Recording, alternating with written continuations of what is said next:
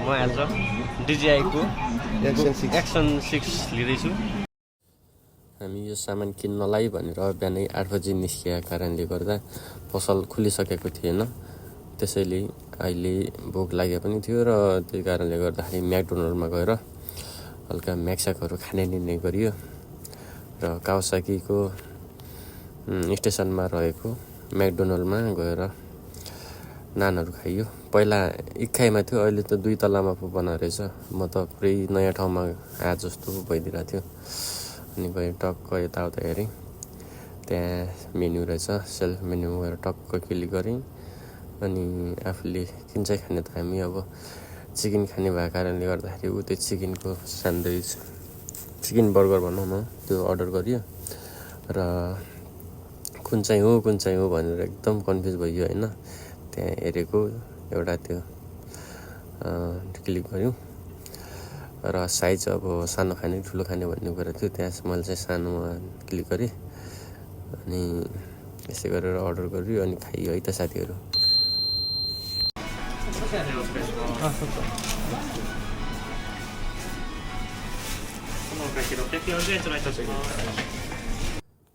र काउन्टरमा पैसा पनि दिँदैछु।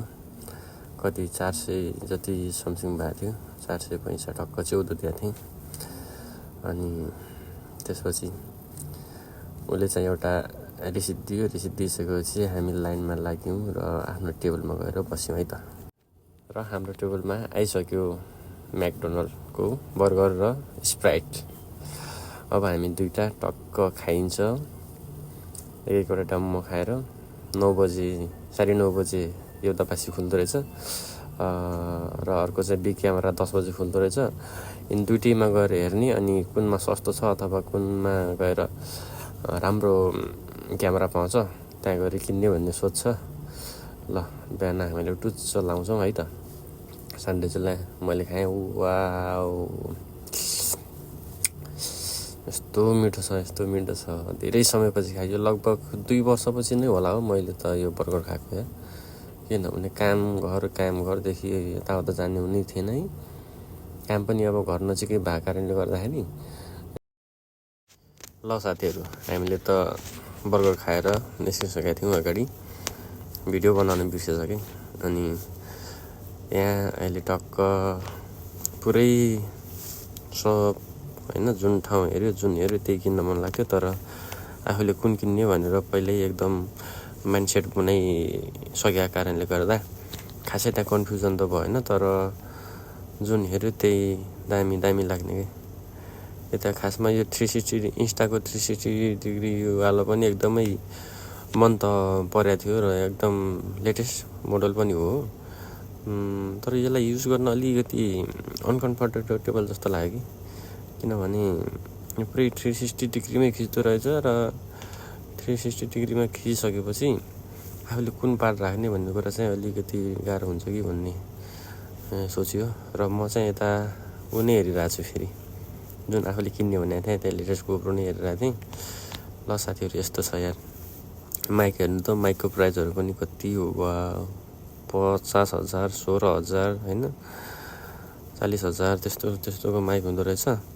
र मैले चाहिँ एउटा माइक ल्याएको छु। मैले लगभग 17,000 समथिङको एउटा सस्तो सस्तो माइक ल्याएको छु। यो हेर्दाखेरि बाफरे समाउँदाखेरि पनि कस्तो ड्याङ है। अब माशाल्ला प्रत्येक दिन भलक आउँछ साथी हो, स्टे ट्युन है। अब टन्न भलक आउँछ, मजाले हेर्ने है त। ल हेर्न साथीहरू, यो मैले चाहिँ टेस्टिङ गरिरहेको छु। मेरो पनि एक्सन 6बाट नै हो मैले बनाएको।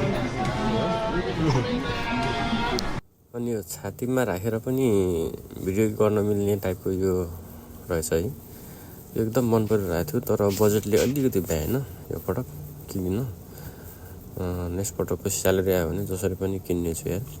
अनलाइनबाट भए पनि एउटा किन्ने निदो गरेको छु है। र हामी अब यहाँ कामाताको सोलमारी कामाताको दौतरी रेस्टुरेन्टमा आइपुगेका छौँ। र बिहानको अहिले 12 बजिसकेको थियो, 12:30 भइसकेको थियो। र बिहानदेखि दुइटाले त्यो बर्गर मात्र खाएको भरमा अहिलेसम्म बसिराखेको कारणले गर्दा हामीलाई एकदमै भोक लागिरहेको थियो र खाना खान आएछौँ। र मैले यहाँ DJI-को माइक र क्यामेरालाई सो गर्दैछु र आउनुहोस् साथीहरू सँगै अनबक्सिङ गरौँ DJI-को माइक र के भन्छ DJI एक्सन 6 हैन कस्तो देखिन्छ कस्तो लाग्छ। यदि तपाईहरुले पनि किन्न चाहनुहुन्छ भने जापानमा हुनुहुन्छ अथवा नेपालमा हुनुहुन्छ अथवा विश्वको जुनसुकै कुना-कुन्दारामा हुनुहुन्छ तपाईहरुले चाहिँ मजाले किन्न सक्नुहुन्छ। तपाईको प्यासन छ तपाईको चाहिँ यो रहर ग्याजेट लभर हुनुहुन्छ भने एकदमै खतरा हुन्छ नि आनन्दको फिल चाहिँ आउँदो रहेछ क्या। मजा आयो किन्नलाई र मैले यो खोल्दै छु यहाँ के यो माइकमा लाउने त्यो बुवा जस्तो रहेछ। यो चाहिँ के हो ब्याट्री जस्तो रहेछ अनि यो के हो चार्जर हो जस्तो लाग्यो है चार्जर रहेछ। अनि मैले यो भोइस कभर चाहिँ किन गरे भने साथीहरु यसमा पछाडी त्यो भजन बजाइरहेको रहेछ के भजन फेरि त्यो म्युजिक पुरै सुनिरहेको थियो। त्यो म्युजिकले गर्दाखेरि कपिराइटको इस्यु आउँछ भनेर हो त्यही भएर है त साथीहरु नत्र हामीले त्यहाँ पुरै बोलेरै गरिरहेको थियौं। यो ल क्यामेरा है त क्यामेरा ल हेर्नु साथीहरु कस्तो खतरा छ हैन त। तर साइजमा एकदम सानो हुन्छ हेर्दाखेरि यति महँगो पर्छ र जस्तो लाग्छ तर महँगै पर्यो है त। यसलाई कति पर्यो होला तपाईहरुले कमेन्ट पनि गर्न सक्नुहुनेछ। र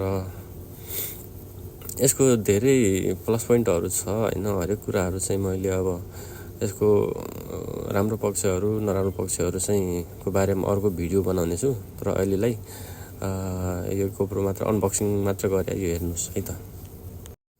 ल साथीहरु फाइनली ओपन गरिसकेको छु हैन। यसको चाहिँ स्विप गरेर मजाले चलाइराखेको छु है। एकदम चलाउनलाई स्मुथ है टक टक पुरै साउन्ड दिने है आनन्दको हुँदो रहेछ चलाउनलाई। हेरौँ अब के कस्तो हुन्छ भिडियोहरु कस्तो निकाल्छ भिडियोहरु बनाउने टाइम कतिको मिलेसम्म प्रत्येक दिन बनाउने भन्ने योजना छ हैन। यस्तै रहेछ यार यो के सेटिङहरु मिलाउनु पर्दो रहेछ सेटिङहरु मिलाइराखेको छु। यो मसँगै गएको साथी निरजले पनि जुन भिडियो गरिराखेका छन् त्यो पनि सेम DJI को एक्सन 6 नै हो है। उनले पनि पहिले किनिसकेका थिए अनलाइनदेखि किनिसकेका थिए र त्यही हेरेर पनि हो मलाई एकदम किन्न मन लागेको त्यही भएर मैले पनि ड्याममा हानिदिएको है त। ल एक्सन क्यामेरा चाहिँ त्यस्तो रहेछ है। यो चाहिँ अब DJI कै माइक्रोफोन हो। माइक्रोफोन कस्तो छ तपाईहरुसँग हेरौँ है त। माइक्रोफोन हेर्दाखेरि चाहिँ एकदमै कस्तो सेफ्टी हुने है कस्तो दामी हुने के यार आवाज भने कस्तो दिने यो ट्राई गर्नु बाँकी छ एकदम दामी लाग्यो मलाई यार। यो सबै चेकिङहरु एकदम गरिरहेको छु मैले मजाले ओपन गर्नु पर्यो है।